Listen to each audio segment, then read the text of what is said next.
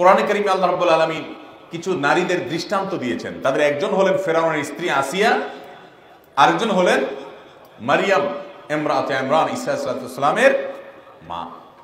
তাদের মতো এবং নবী করিম সাল্লাল্লাহু আলাইহি ওয়াসাল্লামের পত্নীগণ মহিষা আয়েশা রাদিয়াল্লাহু তাআলা আনহা সহ উম্মুল মুমিনিন সহ আরো যারা ছিলেন তাদের মতো হতে হলে আজকের এই যুগের সকল চ্যালেঞ্জ এবং প্রেক্ষাপটকে সামনে রেখে 10টি নসিহত আপনাদেরকে আমি করতে চাই। নাম্বার 1, ঈমান তো থাকতেই হবে, সেটা আমি আর পয়েন্টে আনলাম না। 1 নম্বর হলো 5 ওয়াক্ত সালাত ঠিক মতো করতে হবে। আউয়াল ওয়াক্তে শুরুর দিকে পড়বেন, খুব ধীরে ধীরে পড়বেন, অন্য কাজ গোল্লা যাক, সালাতটা সবকিছুর আগে পড়বেন এবং সতর্কতা ঠিক মতো ঢেকে পুরো শরীর আবৃত করে, শাড়ি পরলে তার উপরে আবার আরেকটা ওড়না বা বড় কিছু পরে সালাত আদায় করবেন। নাম্বার 2, রমজানের রোজা তো রাখবেনই, নফল রোজা সোম বৃহস্পতি চান্দ্র মাসের 13, 14, 15 এগুলো রাখার চেষ্টা করবেন। নাম্বার 3, স্বামীর কথা মানতে কষ্ট হলেও, অপছন্দ হলেও, লোকটা খারাপ হলেও যদি অন্যায় কথা না বলে, অযৌক্তিক কিছু না বলে, তাহলে তাকে আপনি মুরব্বী হিসাবে, সিনিয়র হিসাবে, তাকে অভিভাবক হিসাবে, সিদ্ধান্তদাতা হিসাবে আল্লাহর সিদ্ধান্তকে মেনে তাকে মান্য করে চলবেন। কষ্ট হলেও এটা তিতা করলার মতো হলে আমল করার চেষ্টা করবেন। নাম্বার 4, লজ্জাস্থানের হেফাজত, অর্থাৎ সম্ভ্রমের হেফাজত, কোনোভাবে এটা যেন নষ্ট না হয়। দেবরের সাথে পর্দা করবেন, অন্যদের সাথে পর্দা করবেন, পর্দার খাস মেহনত করবেন। অনেক মহিলারা আছে পর্দা বুঝেন না। এই পয়েন্টটার অধীনে পর্দা নিয়ে অনেক কথা বলা দরকার ছিল, কিন্তু আমার হাতে সময় নাই।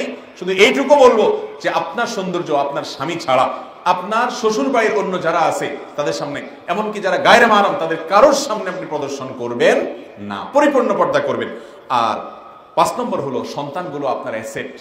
এই সন্তানগুলো হলো আপনার ব্রিজ। এই ব্রিজ দিয়ে আপনি জান্নাতের সবচেয়ে সহজে যেতে পারেন। একটা ছেলে সে অনেক বড় ব্যবসায়ী হতে পারে, অনেক বড় চাকরিজীবী হতে পারে, এক সময় তার গোড়াতে দিন দিয়ে দেন, ইসলাম দিয়ে দেন, ঈমান দিয়ে দেন, তাকওয়া দিয়ে দেন, আল্লাহর সাথে পরিচয় করিয়ে দেন। একটা মেয়ে তাকে বিয়ে দিয়ে দিবেন, সে অন্য সংসারে চলে যাবে, হয়তো তার ঘরে ছেলে মেয়ে হবে, আরো বড় কিছু হবে, কিন্তু তাকে আপনি দিন দিয়ে দেন, তাহলে একটা গাছ লাগাই দিলেন সওয়াবের। এর চেয়ে শর্টকাট কোনো ওয়ে নেই। এই জন্য সন্তানগুলোর জন্য বিশেষভাবে মনোযোগ দেন। আজকাল মা বোনরা মোবাইলে, টেলিভিশনে, আড্ডাবাজিতে এতটা আসক্ত যে সন্তানকে সময় দেওয়ার সুযোগ নেই। তাদেরকে দিনমুখী করতে হবে। দুনিয়া শিখুক আর না শিখুক, দিন তাকে শিখতেই হবে। নাম্বার 6, আল্লাহর নিয়ামতের শুকর আদায় করবেন, স্বামীর নিয়ামতের শুকর আদায় করবেন। আল্লাহ আপনাকে কষ্টে রেখেছে, আপনার আরেক বান্ধবী বিয়ে হয়েছে, সে একটু ভালো আছে, না শুকরি করবেন না। মনে রাখবেন সে অনেক দুঃখে আছে, সেগুলো আপনি জানেন না, সুখটা আপনি দেখছেন। আল্লাহ শুকর আদায় করবেন যে আমি এর চাইতে খারাপ থাকতে পারতাম, ইনশাআল্লাহ এর মাধ্যমে জান্নাতের পথ সুগম হবে। 7 নম্বর হলো কোন প্রকার গালিগালাজ, অভিশাপ সন্তানকে, স্বামীকে, অন্যকে দিবেন না। ধৈর্য ধারণ করবেন যত কঠিন পরিস্থিতি হোক।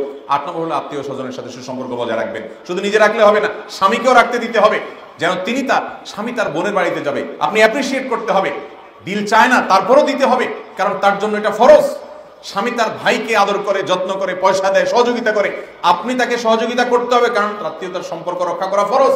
তাকে তার কাজ করতে দিতে হবে। সে তার মায়ের কথা শুনবে, সে তার বাপের কথা শুনবে, তাদের সাথে সুসম্পর্ক বজায় রাখবে। অনেক মহিলা আছে দিনদার, নামাজি, সব ঠিক আছে, কিন্তু এগুলো সহ্য করতে পারে না। এই জায়গাটা কঠিন একটা জায়গা মহিলাদের জন্য। এই জন্য নিজে আপনার আত্মীয় স্বজনের সুসম্পর্ক বজায় রাখবেন, স্বামীকে তার রক্ত সম্পর্কে মানুষদের সাথে সুসম্পর্ক বজায় রাখতে সাহায্য করবেন, লাভ আপনারই হবে। 9 নম্বর হলো দান সাদাকা করা। আমাদের দেশে মহিলারা দান সাদাকা করতে পারে না, কারণ মহিলাদের কোনো টাকা পয়সা থাকে না। এটার জন্য মূল দায় আমাদের। আমি সেটা নিয়ে দীর্ঘ আলোচনা যাব না। আমরা মহর পরিশোধ করলে মহিলাদের টাকা হয়, আমরা বাবা মার সম্পদে তাদের যে মিরাস আছে, ভাগ আছে, এটা দিলে তাদের টাকা হয়, হাত খরচ দিলে তাদের টাকা হয়, তাদের টাকা হওয়ার বহু অপশন আছে। কিন্তু সব অপশন আমরা এই পুরুষ শাসিত পুরুষতান্ত্রিক সমাজে জুলুম করে আমরা সেগুলো থেকে তাদেরকে বঞ্চিত রাখি। যার কারণে একজন মহিলা তিনি মনে চাইলে একটা মসজিদে দান করবেন, একজন ইয়েতিমকে দান করবেন, একজন গরিবকে দান করবেন, তার দেওয়ার কোনো অপশন নাই। এটার জন্য অবশ্য আমাদের মহিলাদেরও দোষ আছে, তারা যেখানে সেখানে ছাড় দিয়ে বসে। আমি এই জন্য বলি, বিয়ের সময় মহরের টাকা পুরোটা বুঝে নেবেন, আপনার টাকা আপনার কাছে থাকবে, সেখান থেকে স্বামীকে হাওলা দিলে আবার ফেরত নেবেন, মন মতো দান করবেন। আপনার দানের সব দরকার আছে, পুরুষদেরও সহযোগিতা করতে হবে। নবী করিম সাল্লাল্লাহু আলাইহি ওয়াসাল্লামের সময় মহিলারা তাদের গহনা দান করতেন, তাদের সাথে থাকা সম্পদ দান করতেন। এই দানের মাধ্যমে মানুষ আল্লাহর সন্তুষ্টি অর্জনের পথে আগাতে পারে। তো মহিলারা দানের অপশনগুলো খোলা রাখবেন। অনেক হালাল উপার্জন ঘর বাড়িতে বসে করা যায়, স্বামী এবং অভিভাবকদেরকে কনভিন্স করে তাদের মাধ্যমে এটা করবেন। সর্বশেষ এবং 10 নম্বর হলো সময় নষ্ট করবেন না, সময় অপচয় করবেন না। আজকাল আমাদের নারী পুরুষ সকলের সবচেয়ে বড় সমস্যা হলো আমরা সময় নষ্ট করি ফেসবুকে, সোশ্যাল মিডিয়াতে। আমার মা বোনদেরকে আমি এই 10টা নসিহা করলাম, আবার বলছি, আল্লাহ তাআলা আমাদের সবাইকে এই 10টি নসিহা অনুযায়ী আমল করে আমাদের জীবনকে আলোকিত এবং সুন্দর করার তৌফিক দান করবেন।